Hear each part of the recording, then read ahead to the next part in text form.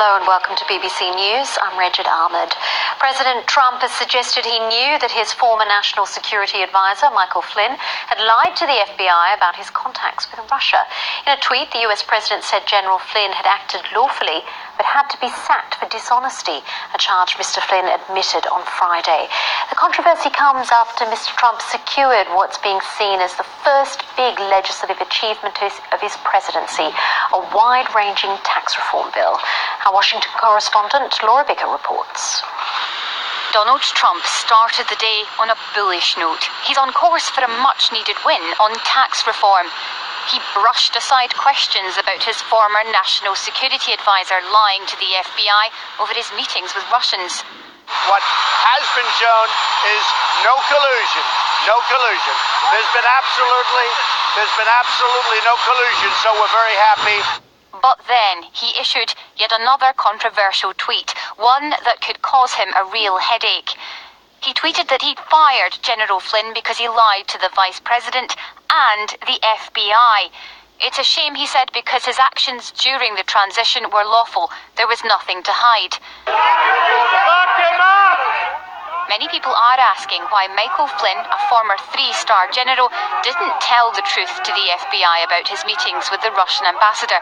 As the president said, his actions were not against the law. But Mr. Trump's tweet leads to a bigger question. Did he know Mr. Flynn had lied to the FBI?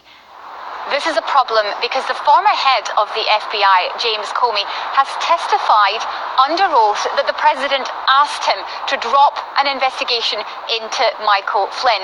Legal analysts are now wondering if the president was trying to stop an inquiry into his former advisor, knowing he was guilty. In other words, was he trying to obstruct justice? On this vote, the yeas are 51.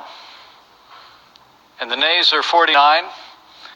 It should have been a momentous day for President Trump. Republicans had finally united behind a tax bill.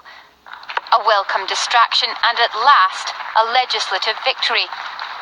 But now, once again, because of a tweet, the US president is embroiled in a controversy over Russian meddling in the US election, an investigation that continues to loom over the White House.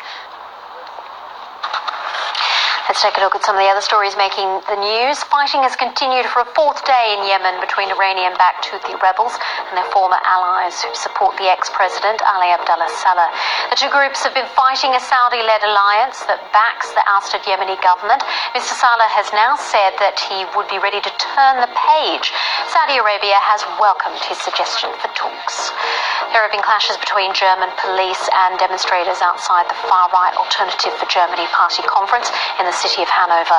The anti-immigrant party, which recently won seats in parliament for the first time, has elected two new leaders who strongly criticised Islam. Both hardliners reject the idea that the AfD should tone down its nationalist rhetoric.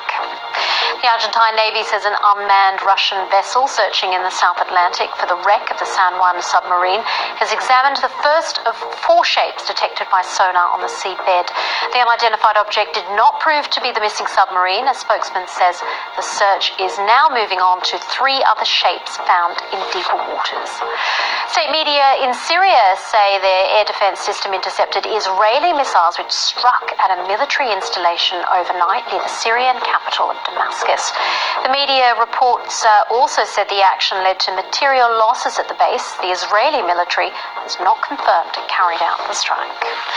And the Oscar-winning actor Geoffrey Rush has stepped down as president of the Australian Academy of Cinema and Television Arts after a complaint about inappropriate behaviour.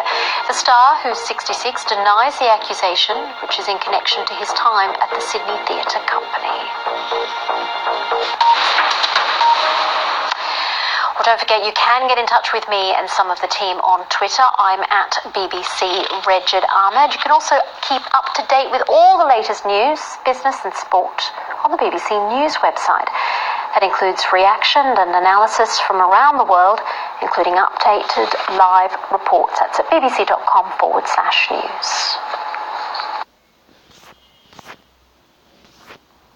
Hello there.